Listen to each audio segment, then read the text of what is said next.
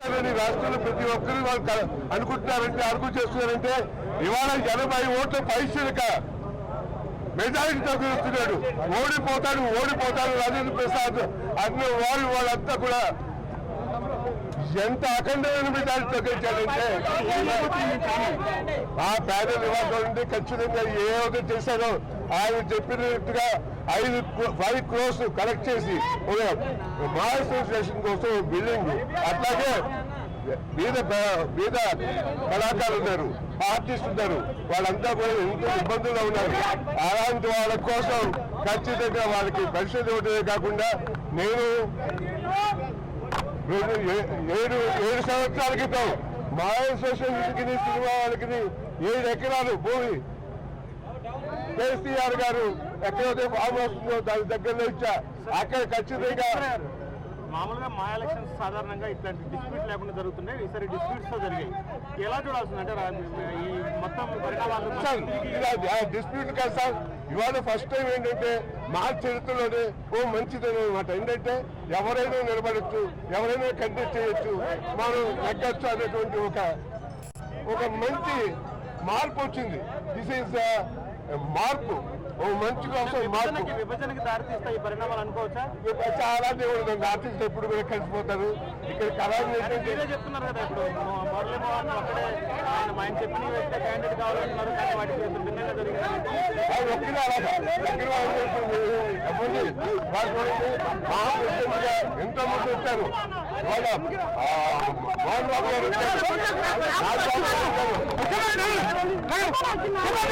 ఆ క్యాండిడేట్ ఉండాలనుకునే కళలు కన్నటువంటి ఆ మురళీమోహన్ గారి కళలు ఇవాళ అలాగ నీటి మీద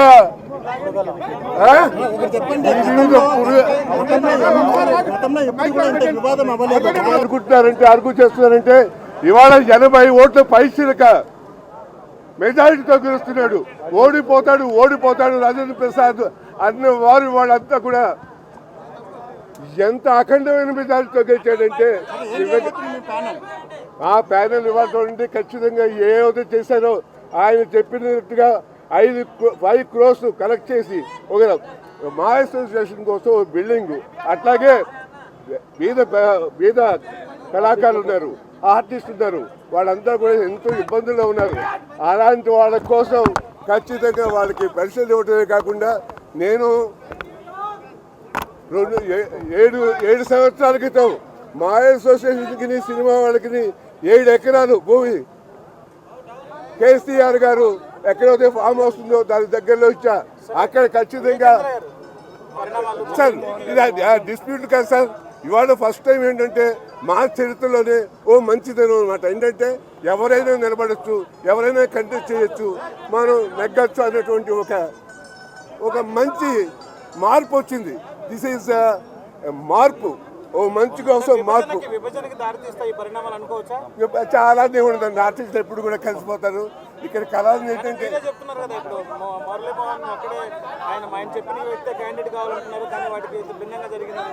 ఆయన ఒక్కడే అలాగా దగ్గర వాళ్ళందరూ ఎవరిని ఇవాళ చూడండి.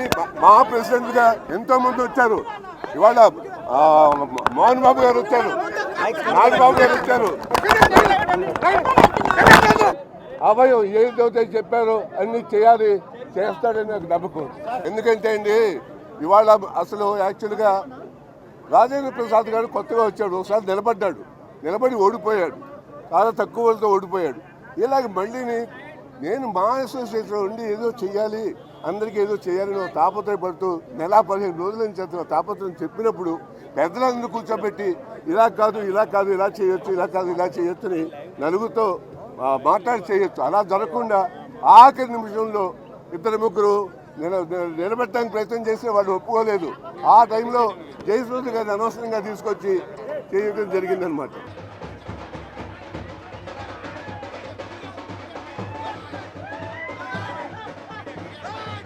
క్షణంలో మేము హీరోలమే, కానీ మేము ఏమైతే హామీలు ఇచ్చామో ఈ 2 ఏళ్లలో ఆ హామీలు నెరవేర్చుకున్న రోజే నిజమైన హీరోలు. పేద ప్రజలు మాకు ఎంతో అండగా ఉండి మమ్మల్ని గెలిపించారు. వాళ్ళందరికీ పేరున మనస్ఫూర్తిగా నా కృతజ్ఞతలు. అంతేకాదు మీడియా వారి సపోర్ట్ కానీ నేను ఎప్పటికీ మర్చిపోలేను. ఈ విజయం నిజంగా చెప్పాలంటే మీడియా మమ్మల్ని గెలిపించింది. మేము నలుగురమే, మా నలుగురు వెంట మీ మీడియా అంతా ఉంది.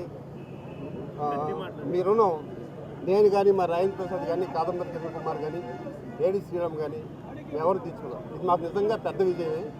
కానీ అసలైన విజయం ఎప్పుడంటే మేము ఇచ్చిన హామీలు నెరవేర్చినప్పుడు.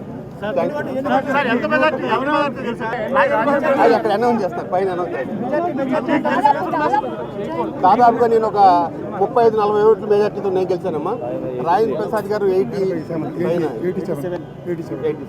ఇంక నెక్స్ట్ మేము అనుకున్న పనులు చేసేసి నెక్స్ట్ యంగ్ హీరోస్ చాలా మందికి వచ్చారు. ఈ బాధ్యతలన్నీ వాళ్ళ చేతులు పెడితే వాళ్ళు ఇంకా దీన్ని ముందుకు తీసుకెళ్తారు.